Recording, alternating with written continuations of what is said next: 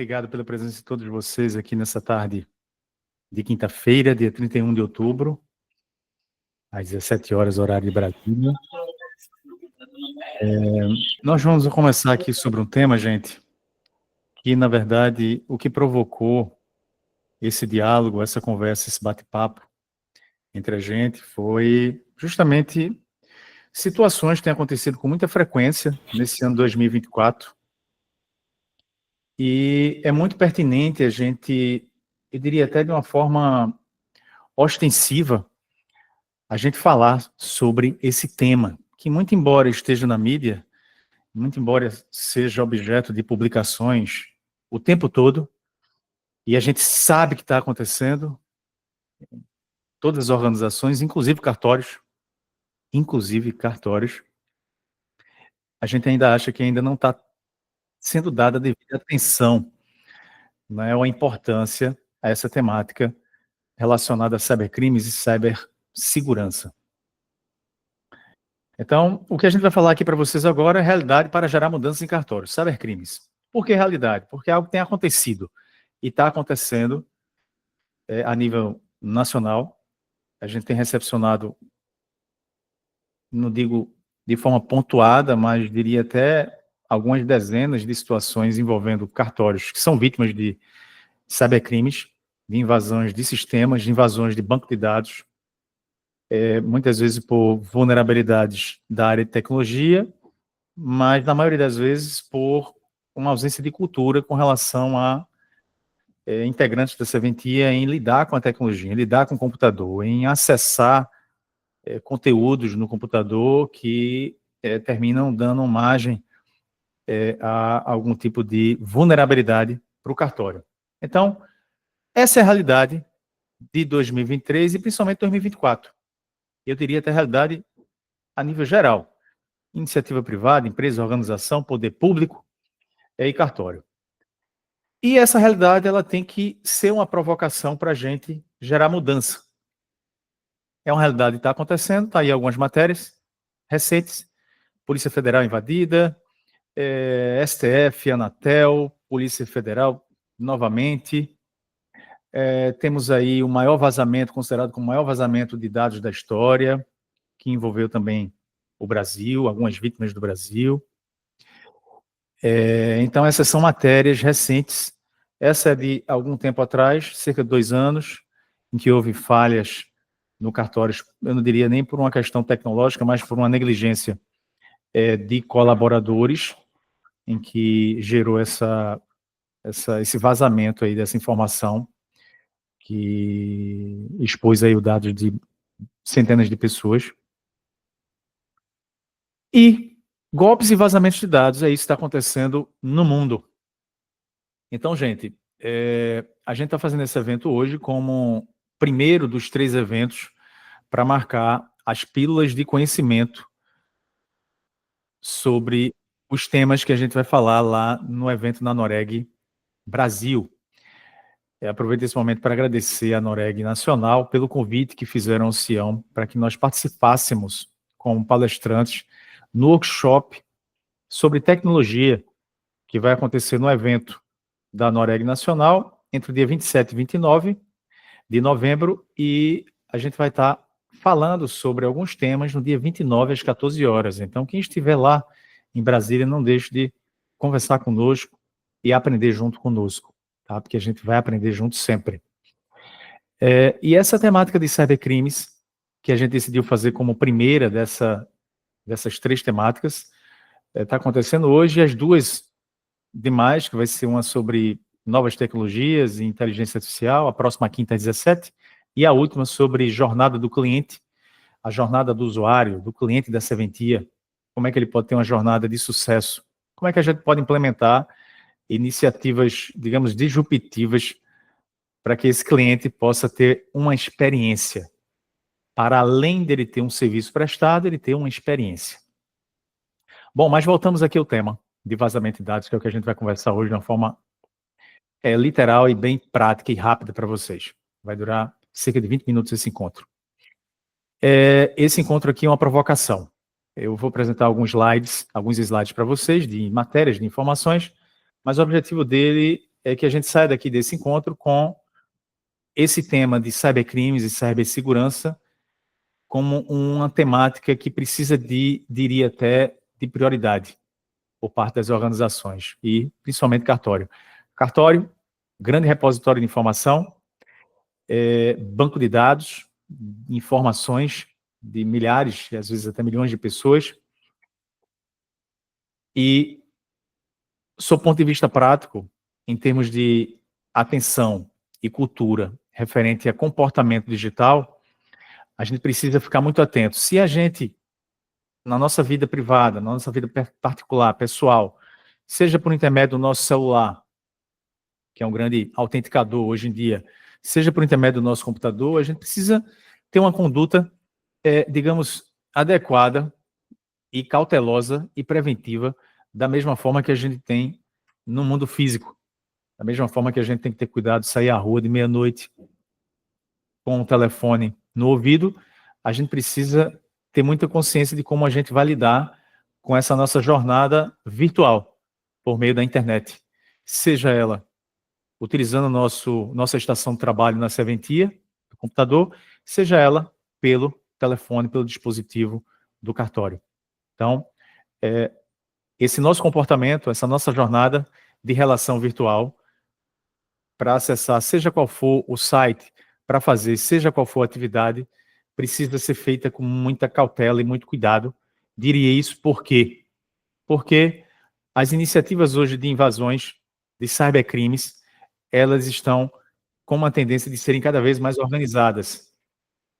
Aquele processo de alguns meses, diria até alguns anos atrás, de pessoas que se intitulavam hackers, com conhecimentos, um autodidata, de prática de crimes pontuais por parte de uma pessoa só, isso está se tornando cada vez mais raro. Não digo raro, está diminuindo em contraponto ao aumento dessas ações de forma organizada. Então, essas ações estão sendo cada vez mais organizadas. Eu trago aqui para vocês, nesse momento, relatórios atualizados de 2024, que mostram um cenário de que tipo de situação está ocasionando um maior incidente a nível mundial. Primeiro ponto, banco de dados em nuvem. Hoje em dia, não tem um cartório, pelo meu conhecimento, principalmente pelo que a gente lida no dia a dia com os clientes, não tem um cartório que não tenha um banco de dados em nuvem. Então, 75% dos ataques de cybercriminosos envolveram indisponibilidade de banco de dados em nuvem. Seja o banco de dados diretamente contratado pelo cartório, seja o banco de dados da prestadora de serviço, por exemplo, do sistema do cartório, aquela empresa que viabiliza aquela prestação de serviço do sistema de prática de atos. Existe ali um banco de dados, que vocês inserem os dados, as informações dos clientes, e existe ali um banco de dados também da empresa. Então, essas invasões aumentaram de 2022 para 2023, cerca de 75%. O segundo ponto, que de maior incidência, são incidentes envolvendo recebimento de e-mails, que são muito bem elaborados, muito bem feitos, às vezes com informação até usual, de algum tipo de, aparentemente, rotina da serventia, um cliente ali, que na verdade não é um cliente, é um cybercriminoso, compartilhando um documento pessoal, com a aparência de ser algo legítimo, algo sem nenhum tipo de má intenção, onde tem um arquivo ali que dá uma margem de um vírus para a serventia, termina acarretando a intrusão de um ransomware ou até de um cybercriminoso. Então, houve um aumento de 67% de 2022 para 2023 desses tipos de ataques envolvendo e-mail.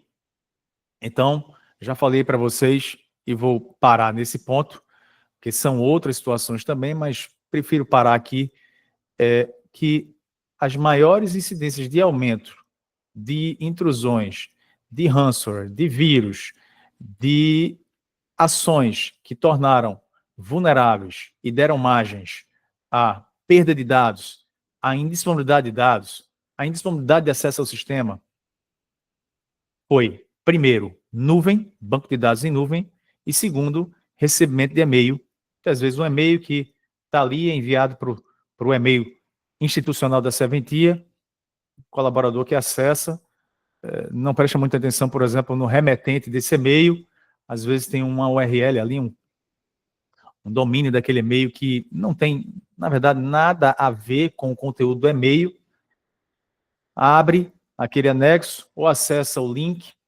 termina acarretando uma vulnerabilidade que se instala ali um vírus ou ocasiona alguma intrusão de um cybercriminoso, demora-se alguns dias, às vezes até algumas semanas, para a gente ver a consequência. E essas consequências, em termos práticos, têm sido de duas formas.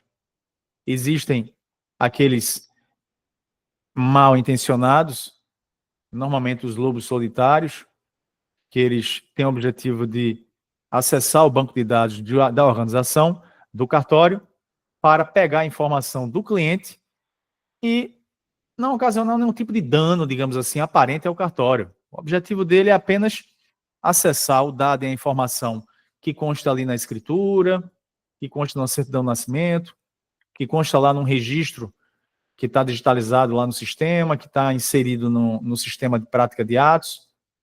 Ele acessa aquilo ali, teve acesso às informações, se apropriou das informações de forma ilícita do cartório e ele utiliza essas informações, esses dados, para praticar crimes contra essas pessoas que constam lá nesses documentos. Sabendo, por exemplo, que Hélio, em determinado momento, de mês de fevereiro de 2024, uma determinada data, vendeu um imóvel X para fulano pelo valor de Y, onde consta lá o e-mail, o celular, o endereço, onde é o imóvel, por quanto foi comprado. Ele, sabendo dessas informações privilegiadas, ele aborda você por meio de um e-mail, por meio de um WhatsApp, por meio de um SMS, muitas vezes por meio de ligação. As pessoas mais idosas terminam sendo as vítimas mais fáceis para isso. Até isso eles estudam. Então, fica fácil para ele praticar crimes. Esse é o primeiro ponto. O segundo ponto, que é realizado de uma forma mais organizada, por, digamos, grupos de cybercriminosos, normalmente, realmente, grupos organizados. O que é que eles têm como intuito? Às vezes é até pegar os dados, as informações lá também dos clientes para praticar crimes, mas eles acrescentam aí outra iniciativa de dano ao cartório.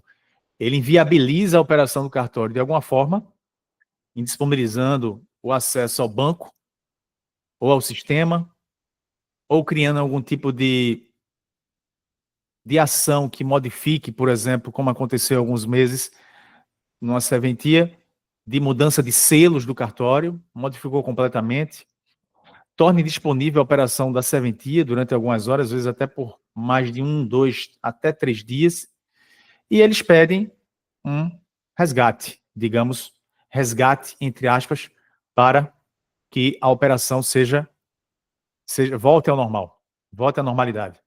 Normalmente esses dinheiros, esses valores, são pedidos para pagamento em criptomoeda, e na maioria das vezes, quando as pessoas pagam, eles não consertam nada. Eles deixam da mesma forma, não muda nada, deixa lá inviabilizado por questão de realmente intuito de má fé mesmo, né?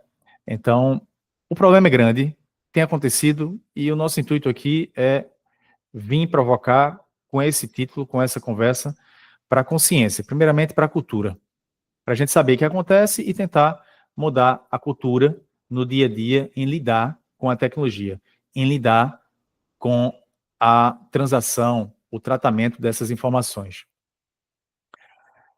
O que é que acontece? A cada dia que passa, esse lobo solitário está se tornando cada vez menor, o crime organizado está se tornando frequente, existem legislações que tratam da matéria, não é? Então, existem dois caminhos para vocês, para nós todos, porque eu me incluo nisso, qualquer pessoa se inclui nisso. Qualquer pessoa hoje que está pessoa ou organização que está inserida no nível de relação virtual, que é todo mundo, precisa ter duas iniciativas, ter em mente duas iniciativas. O ideal é que a gente apenas aplique a primeira iniciativa, que é a prevenção. Ou eu previno ou eu remedio. Qual o melhor? Qual o menos custoso? Obviamente que é prevenir. Então, para prevenção, o que a gente recomenda para vocês é o simples. Realmente, é isso que eu estou falando. Não é nada extraordinário. O que a gente precisa ter atenção é o simples. A tarefa de casa, digamos assim, basilar. Programas, licenças, versões atualizadas e legítimas. Não sendo, digamos, pirateadas. São programas originais, softwares.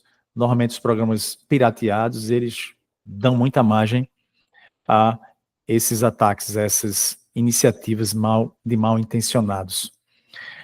Tem um antivírus, isso também, claro, temos que ter em todas as estações de trabalho. Inclusive, se a gente utilizar um telefone celular no cartório, precisamos ter um antivírus no celular também.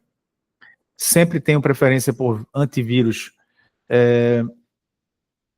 devidamente credenciados no mercado, Kaspersky, Norton, sempre em versões bem completas. Por quê? Bem completas. Porque muitas vezes, eu diria até muitas vezes, o antivírus não é nem suficiente. Os cybercriminosos estão tão habilidosos que hoje em dia a maioria dos antivírus não estão sendo suficientes para evitar essas intrusões. Links e arquivos, a gente não fazer download de vídeos, de música no computador do cartório, na estação de trabalho, é muito importante. Quando for abrir um e-mail, sempre prestar atenção no remetente do e-mail, se aquilo ali realmente é legítimo, se realmente é real. Eu não estou dizendo aqui que a regra é a má-fé, eu quero dizer para vocês que hoje em dia, infelizmente, em razão do momento que a gente está vivendo, de tanta frequência de ataques, de vulnerabilidades e de prejuízos que as pessoas estão tendo, o ideal é que a gente tenha uma desconfiança. A regra é a desconfiança nessas relações online. Principalmente quando a gente vai abrir arquivo, acessar e-mail, ter muito cuidado com isso. Como eu falei para vocês, houve um aumento de 67% dessas iniciativas por meio de e-mail, de 2022 para 2023.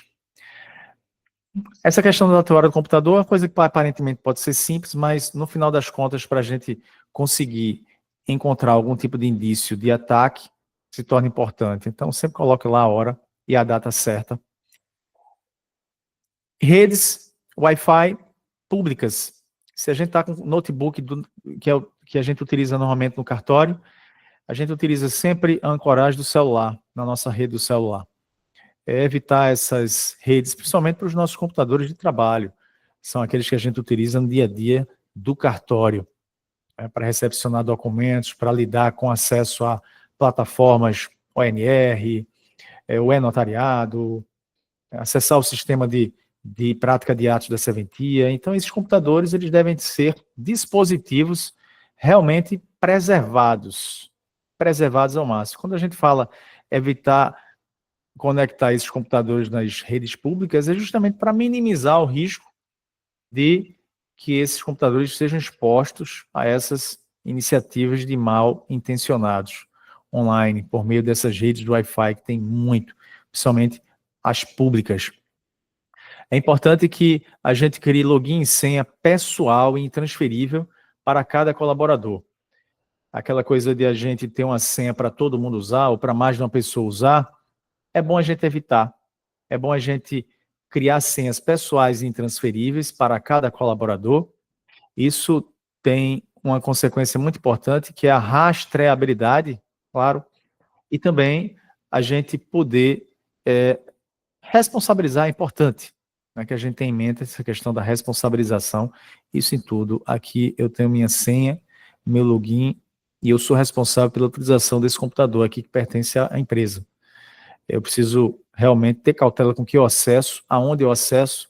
Então, eu sou responsável. Se houver algum dano aqui para esse computador, somente aqui na rede onde a gente está vinculado ao Sião, o responsável não vai ser ninguém, vai ser Hélio, vai ser eu. Então, essa questão de vincular a senha intransferível pessoal para cada usuário tem uma relação direta com responsabilização. E, claro, não compartilhar essas senhas do computador e serviços variados, acesso aos sistemas com qualquer pessoa. É importante que essas senhas sejam realmente pessoais e intransferíveis. Claro que nessas iniciativas de remediação, de prevenção, estão inseridas aquelas iniciativas burocráticas, né, formais, que constam lá no provimento 74/2018. Importante a gente se atentar a cada uma delas. Importante a gente se atentar também àquelas iniciativas de governança do provimento 134, de 2023. Mas eu diria que esses pontos aí é o simples, é o início. É importante que vocês realmente se atentem a isso. A gente pensa que o que eu sinto é que muitas vezes a gente sabe que existe, a gente sabe por meio da mídia, a gente está recebendo aquilo, mas que muitas vezes a gente só dá valor quando é vítima. A gente só dá valor quando é vitimizado, seja por algum tipo de hackeamento de alguma rede social, seja por um hackeamento de senha num dispositivo móvel para acesso à nossa conta do banco, seja uma invasão ao nosso dispositivo do trabalho, o computador, ao nosso sistema. A gente vê realmente que o transtorno é imenso quando isso acontece. E quando a gente fala transtorno imenso, eu diria que isso é proporcional ao custo que a empresa normalmente tem, que o cartório normalmente tem quando isso acontece. Mas, se a gente não previne, o que é que a gente pode fazer para remediar? Eu diria que o primeiro ponto é vocês identificarem, normalmente o computador está lento, isso pode ser um indício de algum tipo de invasão, algum tipo de problema ali de vírus que está dificultando um pouco a velocidade do computador, a conexão. A gente sempre direciona esse problema à rede, Wi-Fi. Às vezes o computador do colega está muito rápido, está tudo funcionando bem, mas nosso computador está bem lento. Então, eu estou falando aqui de um exemplo, né? Mas podem existir outros exemplos, como aconteceu alguns meses atrás, na verdade, no ano passado. O computador, olha só, ligou para a gente aqui do Sião. Puxa vida, eu estou vendo aqui com frequência meu mouse está parado, aqui eu não estou movimentando o mouse, e eu estou vendo aqui a setinha do mouse se mexendo na minha área de trabalho, apertando em arquivo, essas coisas todas. E aí? Bom, a gente foi ver, na época, tinha instalado o Ndesk para fazer um monitoramento à distância com o contador do cartório. Ele instalou o Ndesk, não, o computador estava vulnerável, tinha deixado lá o aplicativo instalado no computador. Quando a gente instala qualquer tipo de aplicativo desse, exemplo do Ndesk, qualquer outro, se o computador está vulnerável, não está, por exemplo, com um antivírus atualizado, aquilo ali termina sendo uma porta de entrada para cybercriminosos. Então foi isso que aconteceu. É uma coisa simples, mas, enfim, que aconteceu. Então são sinais, eu estou falando para vocês aqui de sinais. Verifiquem esses sinais e, na menor dúvida, comunique o Sião e ao seu prestador de serviços de TI, geralmente vocês têm na localidade. O segundo ponto é, principalmente se acontecer algum tipo de dano ou algo evidente de prejuízo de sistema, de não poder acessar o sistema, ou não está sendo possível ter acesso ao banco de dados, é muito importante a gente tomar a iniciativa de notificar a Corregedoria Estadual, Corregedoria Geral de Justiça Estadual, até porque o próprio provimento 134 determina isso, que a gente precisa, através do plano de resposta a incidentes, submeter esse plano para a corregedoria, obviamente com auxílio do Sião, vocês nos contactem, e a gente nesse momento já vai estar sabendo. E também a gente vai orientar, né, a montar esse boletim de ocorrência para registrar na Polícia Civil, tá bom? O terceiro ponto é, nessa sequência, a gente identificar eventuais causas. Como é que está o antivírus, como é que está a senha, era utilizada por muita gente, como é que está a questão do nosso banco, a gente tinha um banco de dados redundante, um segundo banco de dados, a empresa do sistema, o que é que a empresa do sistema viabilizava em termos de segurança, é bom a gente questionar, né, através de algumas perguntas. Não é uma pergunta simples, preciso que você me responda quais são as iniciativas de segurança da informação que você implementa no sistema que você me oferece. Queria que você citasse de forma discriminada cada uma delas. Isso é um exemplo. Então, a gente vai fazendo aí todo um processo de investigação para identificar a causa. Às vezes, perceber as licenças são legítimas, enfim, todas as licenças são legítimas, os computadores nas estações de trabalho estão com as licenças vigentes. Houve algum tipo de download de arquivo malicioso? Vamos ver lá no histórico de downloads do computador.